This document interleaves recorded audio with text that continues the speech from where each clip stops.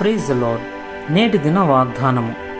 ఒకడొక విధానమును మరి ఒక విధానమును ప్రతి మనుష్యుడు తనకున్న కృపావరమును దేవుని వలన పొందియున్నాడు. నీలో ఉన్న వరమును అలక్ష్యము చేయకము. 1 కొరింథీ 7:7 నీ వైఖరి కూడా ఉండాలి. దేవుడు ఖాళీ పాత్రలను మాత్రమే వాడుకుంటాడు.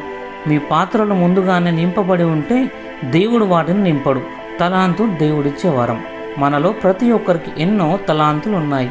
అయితే వాటిని దేవుని మహిమార్థమై వాడుతున్నారా లేక ఇతరకు వాడుతున్నారా? యేసు ప్రభు తలాంతులు ఉపమానం ద్వారా మనకు బోధించాడు.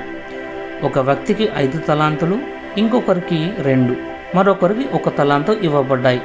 5 తలాంతులు 2 తలాంతులు తీసుకున్నవారు వాటిని రెట్టింపు చేశారు. అందుకు యజమాని ఎంతో సంతోషించి, బల నమ్మకమైన మంచి దాసుడా, నీవు ఈ కొంచెంలో నమ్మకముగా ఉంటివి, నిన్ను అనేకమైన వాటి మీద నియమించెదను అని నీ యజమానిని సంతోషంతో పాలు పొందుమని అతనితో చెప్పాను.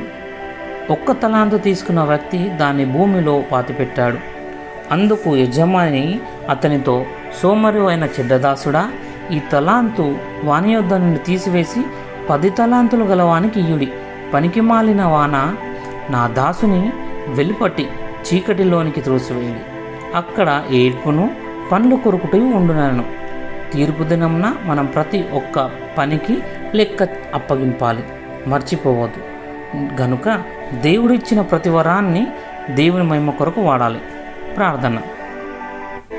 న్యాయకర్తవైన మా యేసయ్య, నీ న్యాయస్థానంలో నేను నిలబడేటప్పుడు సిగ్గుపడకుండానట్లు చేయము. నీకు నమ్మకమైన సేవకునిగా ఉండుటకు నా తలాంతులను 2 చేయుటకు నిర్ణయించుకున్నాను. యేసు ప్రశస్త నామంలో ప్రార్థిస్తున్నాను. ఆమెన్.